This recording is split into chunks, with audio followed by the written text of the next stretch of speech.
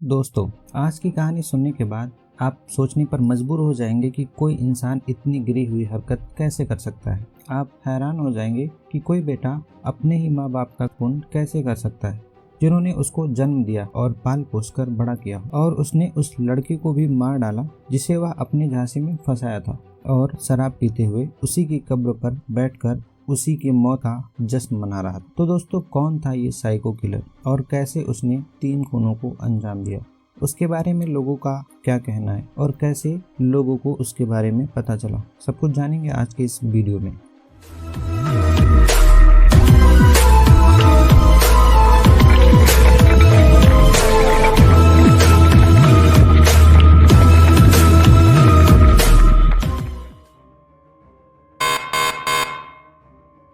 ये कहानी भोपाल में रहने वाले उदयन दास की है, जो अपने माता पिता का इकलौता बेटा था।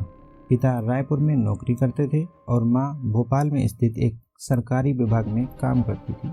दोनों ने नौकरी के दौरान भोपाल में और रायपुर में घर बनवाया था और उन्होंने दिल्ली में भी एक फ्लैट खरीद रखा था। उदयन के पिता रायपुर में रहते थे और माँ भोपाल में रहती थी, और उदयन ने रायपुर के ही एक स्कूल से 12वीं की थी।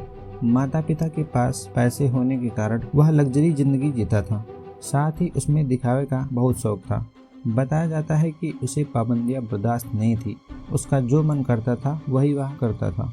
घर से पढ़ाई करने के बाद उदयन दिल्ली चला गया। परिवार और रिश्तेदारों को बताता था कि वह दिल्ली में IIT की पढ़ाई कर रहा है। दिल्ली में वह उसी फ्लैट में रहता था जिसे उसके माता पिता ने खरीद रखा था। इकलौता होने के कारण उसे पैसों की कोई कमी नहीं थी। माता पिता भी रिटायर होने के बाद रायपुर में रहने लगे थे। दिल्ली में रहते हुए उदयन का लाइफ स्टाइल पूरी तरह से बदल गया था। चूंकि वह अकेला रहता था और उसके पास पैसों की कोई कमी नहीं थी, तो उसे कई गलत आदतों की लत लग गई थी। सोशल मीडिया पर फर्जी अकाउंट बनाकर वह खुद को अमेरिका में रहने और जॉब करने का दिखावा करता था। तो कई सारी उसकी ऐसी भी प्रोफाइल थी जिसमें वह बड़े बिजनेसमैन का भी दावा करता था। उदयन की लाइफ स्टाइल बहुत ही लग्जरी होने के कारण उदयन की लाइफ में कई सारी लड़कियां थी। वह अमेरिका में जॉब के नाम पर लड़कियों को फंसाता था। पश्चिम बंगाल के बांकुरा की रहने वाली आकांक्षा शर्मा भी इसी तरह के झांसे में फंस गई। इसने फेसबुक के जरिए आकांक्षा से दोस्ती की और फिर इनकी दोस्ती प्यार में बदल गई। आकांक्षा शर्मा इंजीनियरिंग की पढ़ाई कर रही थी। उदयन समझ चुका था कि आकांक्षा की तड़प उसके लिए बढ़ती जा रही है। इनकी दोस्ती 2007 में हुई थी, और जब उदयन दास को ये कंफर्म हो गया कि आकांक्षा अब उसके बिना नहीं रह सकती, तब चालू होता है इसके शातिर दिमाग का खूनी खेल। इनकी लव स्टोरी सन 2007 से लेके 2016 यानी 9 सालों तक चली। उसके बाद 2016 में उदयन ने आकांक्षा को अपने पास बुलाने के लिए अमेरिका में नौकरी देने का फर्जी लेटर भेजता है।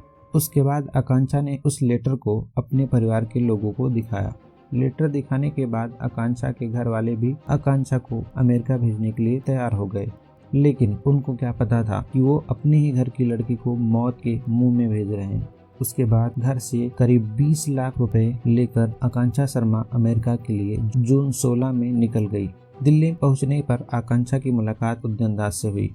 उदयन दास उसे अपने फ्लैट पर ले गया। इस दौरान उदयन आकांक्षा को उसके परिवार से बात नहीं करने देता था, और परिवार के लोगों को सिर्फ मैसेज के जरिए आकांक्षा से बात करने को मिलता था। दिल्ली में उदयन दास के साथ रहने के दौरान आकांक्षा उसकी असलियत जान गई कि कैसे ये लोगों को बेवकूफ बना रहा है, झूठ बोलकर और लोगों को अमेरिका के नाम पर चूना लगा रहा है। उसके बाद दोनों लोगों के बीच झगड़ा हो गया, लेकिन आकांक्षा उसके प्यार में इस तरह पड़ गई थी कि उसे छोड़ भी नहीं सकती थी।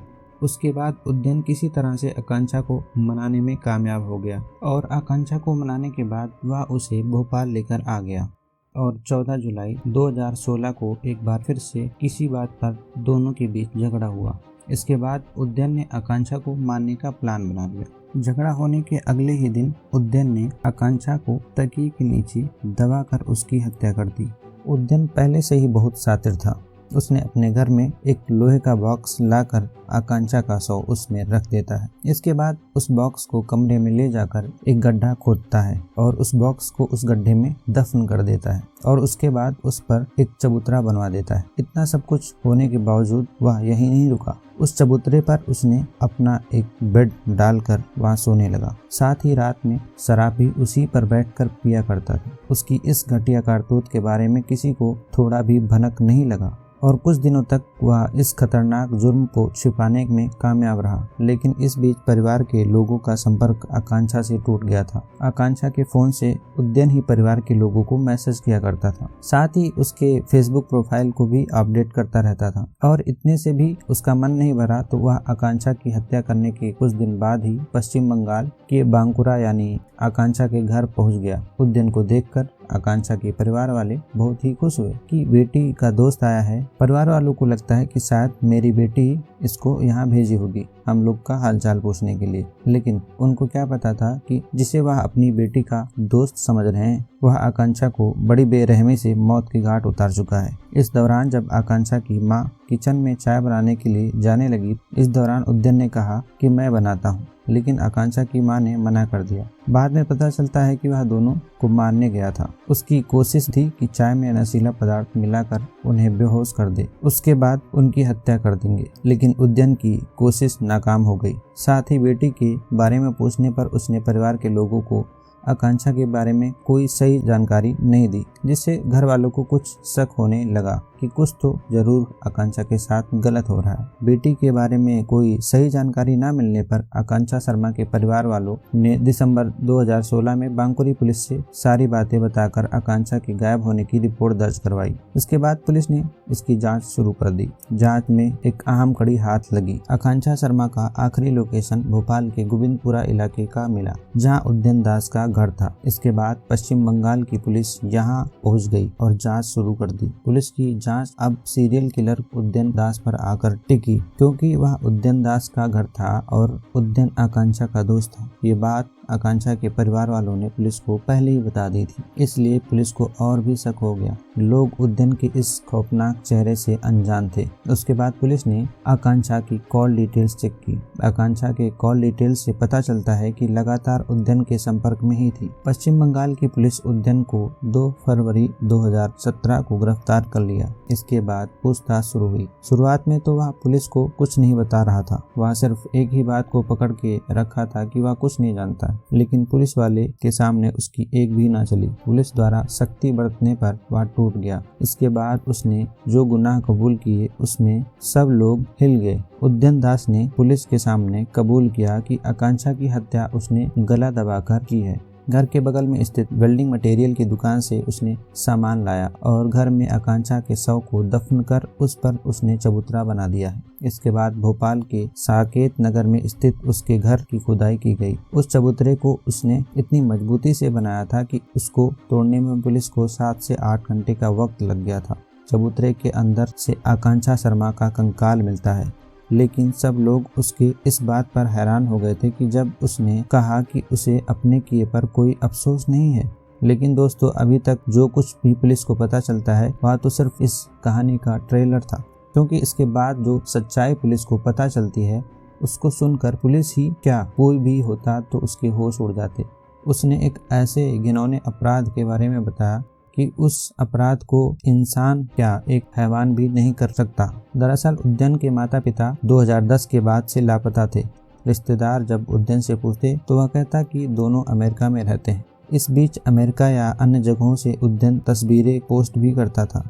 गिरफ्तार होने के बाद पुलिस द्वारा उसके माँ बाप से संपर्क करने के लिए उनके बारे में पूछा गया तो उसने बताया कि उसने अपने माता पिता को सन 2010 में ही मार दिया था। उसके मुंह से ये बात सुनकर वहां के लोग सन्न रह गए। उसने बताया कि दोनों को मारकर वह रायपुर में दफन कर दिया है और वह करीब 7 साल तक अपने रिश्तेदारों से यह बात छुपाए रखा।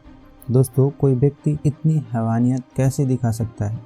माता पिता की हत्या के बाद उसने फर्जी तरीके से संपत्ति को अपने नाम करा लिया था। भोपाल से रायपुर की दूरी 630 किलोमीटर है। 6 साल के अंतराल उसने 3 जिंदगियों को खत्म कर दिया, लेकिन किसी को शक नहीं हुआ। आकांक्षा के माता पिता की किस्मत अच्छी थी कि वो दोनों बच गए। 2020 में उद्यन को उम्र कैद की सजा हुई। वह बांकुरा की जेल में बंद है। माता पिता और प्रेमिका की हत्या करने का आइडिया सीरियल किलर उद्यन दास को अमेरिकी TV show the walking dead से आया था।